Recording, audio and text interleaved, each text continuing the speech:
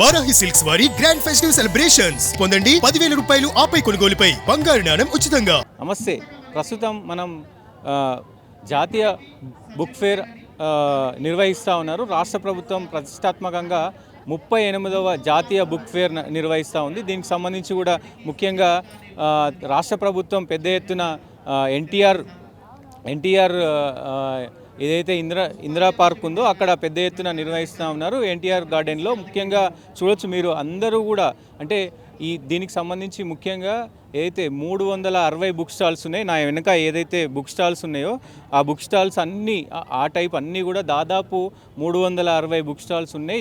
అంటే దీనికి సంబంధించి ఈ బుక్స్లో ముఖ్యంగా తెలుగు, హిందీ, ఇంగ్లీష్ అన్ని భాషలకు సంబంధించి కూడా ప్రతి ఒక్క బుక్ ఇక్కడ దొరుకుతుంది. మొత్తం మన దేశంలో అన్ని బుక్కులు కూడా ఇక్కడ దొరుకుతాయి. ఏ బుక్ కావాలన్నా ఈ బుక్ ఫేర్లో దొరుకుతుంది. ముఖ్యంగా 360 స్టాల్స్లో అన్ని రకాలకు సంబంధించి బుక్ అయితే ఇక్కడ దొరుకుతాయి. హిందీ లాంగ్వేజ్ కావచ్చు, తెలుగు లాంగ్వేజ్ కావచ్చు, సో ఇంగ్లీష్ కావచ్చు, తమిళం కావచ్చు, ప్రతి ఒక్క లాంగ్వేజ్ అంటే దేశంలో ఎన్ని లాంగ్వేజ్లు ఉన్నాయి అన్ని లాంగ్వేజ్లకు సంబంధించిన బుక్స్ కూడా ఇక్కడ దొరుకుతూ ఉన్నాయి. దీనికి సంబంధించి ముఖ్యంగా ఈ బుక్ ఫేర్ది దీనికి సంబంధించి సమయాలు దాదాపు మధ్యాహ్నం 1 గంటల నుంచి ఏదైతే నైట్ అంటే 9 గంటల వరకు, మధ్యాహ్నం 1 గంటల నుంచి 9 గంటల వరకు, సోమవారం నుంచి ఇది మధ్యాహ్నం 1 గంటల నుంచి 9 గంటల వరకు ఉంటుంది. ఓన్లీ శనివారం, ఆదివారం మాత్రమే ముఖ్యంగా మధ్యాహ్నం 12 గంటల నుంచి రాత్రి 9 గంటల వరకు ఉంటుంది. ముఖ్యంగా పిల్లలకి ఆడుకోనికి అన్నీ కూడా ఇక్కడ అరేంజ్మెంట్స్ అయితే చేశారు.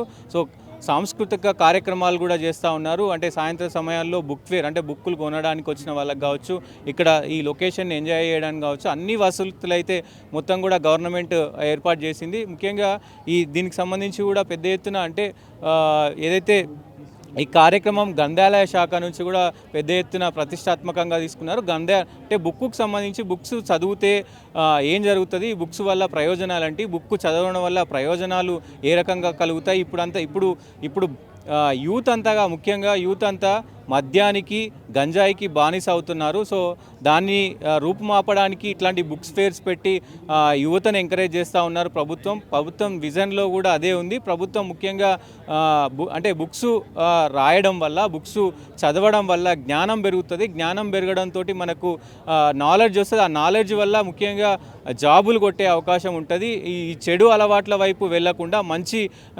అలవాట్లకు చేరుతామంటూ కూడా ప్రభుత్వం పెద్ద ఎత్తున ప్రతిష్టాత్మకంగా ఇదైతే ఉంది. ముఖ్యంగా దీనికి సంబంధించి ఏదైతే గవర్నమెంట్ తీసుకున్న ఈ నిర్ణయం, అలాగే దాదాపు 38వ బుక్ ప్రదర్శన ఇది. ఈ ప్రదర్శనలో ముఖ్యంగా దాదాపు 38వది. సో పల్లెలకు సంబంధించి ఎవరైనా ఇక్కడికి రావచ్చు. డిసెంబర్ 29 వరకు కూడా ఈ కార్యక్రమం ఉంటుంది. డిసెంబర్ 29 వరకు ఈ సంవత్సరం అంటే ఇప్పుడు డిసెంబర్ 29 వరకు ఈ కార్యక్రమం ఉంటుంది.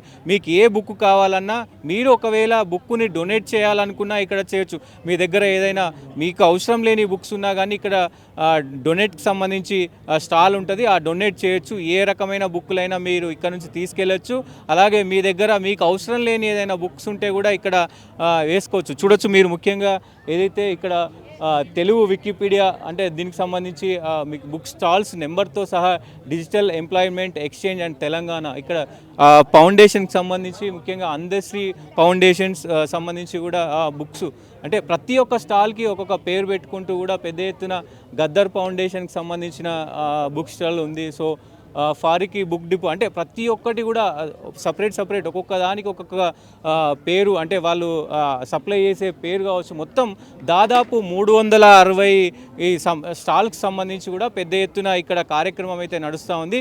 మీరు సాయంత్రం వేళల్లో కావచ్చు, ఫ్రీగా ఉన్నప్పుడు అంటే ఏ బుక్ కావాలన్నా, నవల్స్ కావచ్చు, ఏదైనా స్టోరీస్కి సంబంధించింది కావచ్చు, ఏదైనా మొత్తం బుక్కు సంబంధించి ఏ బుక్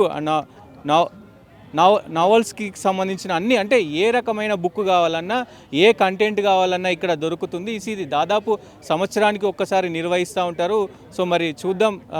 ముఖ్యంగా గ్రంథాలయానికి సంబంధించిన చైర్మన్ కూడా ఇక్కడికి వచ్చారు. సో మనం మిగతా ప్రజలతో కావచ్చు, ఇక్కడికి వచ్చి అంటే బుక్కుని తీసుకోవాల్సిన వాళ్ళతో కావచ్చు, అట్లాగే అందరితో కూడా మాట్లాడించే ప్రయత్నం అయితే చేద్దాం. సో ప్రస్తుతం మనం గద్దర్ స్టాల్ దగ్గర ఉన్నాం. సో గద్దర్కి సంబంధించి మొత్తం కూడా ఇక్కడ గద్దర్ అన్న రాసినటువంటి పాటలు కావచ్చు, అన్ని నవల్స్ కావచ్చు, పాటలు కావచ్చు, ప్రతి ఒక్కటి ఉన్నాయి. సో మాట్లాడదాం. నాతో పాటు నారాయణ గారు ఉన్నారు. సార్, మీకు గద్దర్తో ఉన్న అనుబంధం కావచ్చు, సో ప్రభుత్వం ఇది నిర్వహించడం కావచ్చు, సో ఓవరాల్గా ఎట్లా అనిపిస్తుంది?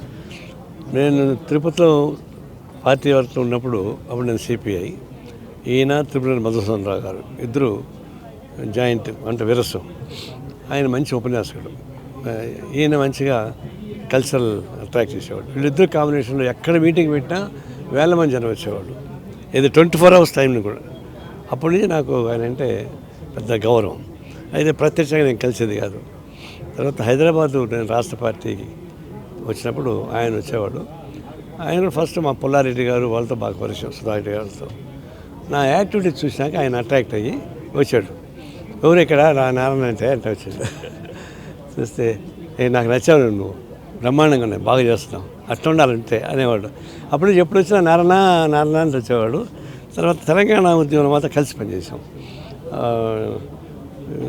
గోదావరి కని నుంచి కోల్ ఏరియాస్ ఉన్న అన్ని జిల్లాలు, 4 జిల్లాల్లో మొత్తం అన్ని బావులు తిరిగాం, పబ్లిక్ మీటింగ్స్. అట్లా జనత దిగాము అని అనేవాడు. మన దగ్గర ఉంటే చాలు తెలంగాణ వచ్చేస్తుందని చెప్పేవాడు. అంత ఆయన అంత ఫేమస్ పర్సనాలిటీ అయినా నన్ను చూస్తే చాలా ఆప్యాయంగా చూసేవాడు, బాగా మాట్లాడేవాడు. ఒక నమ్మకం, ఒక విశ్వాసం నా మీద ఆయనకు, ఆయన మీద నాకు. ఆ విధంగా కలిసిమెలిసి ఉన్నాం. అయితే అంత త్వరగా చనిపోతాను నేను అనుకోలేదు. మరి మరణం అనేది సాహిత్య లోకానికే కాదు, విప్లవ పోరాటానికి కూడా పెద్ద నష్టం. ఆయన ఉంటే ఎన్నో ప్రయత్నాలు చేశాడు. మేము ఒక ప్రయత్నం చేయడానికి ట్రై చేసాం. ఈ నక్సలిజం సిద్ధాంతం పైన కొంచెం చర్చించి ఎవరు చేస్తే బాగుండు కదంటే చేద్దాం నారన్న అనేవాడు, కానీ కుదరలే. ఇప్పుడు ఆయన కానీ ఆయన గుర్తొచ్చాడు నాకు. సరే, ఆయన వారసులుగా పిల్లలు వచ్చారు, సంతోషం.